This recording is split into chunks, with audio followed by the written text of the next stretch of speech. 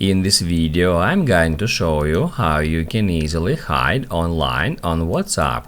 Be sure to watch the video to the very end so you don't make any mistakes, and of course do not forget to like this video and subscribe to my channel. Thanks guys. So let's get started, and first off, open up WhatsApp app, then go to settings and then privacy.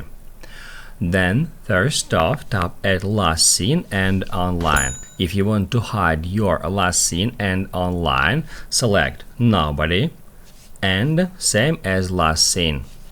After that, at privacy, we can get into status, and if we want to hide our status from anybody, we need to choose only share with and then just don't check mark any user. So in this case, your status on WhatsApp will be just for you.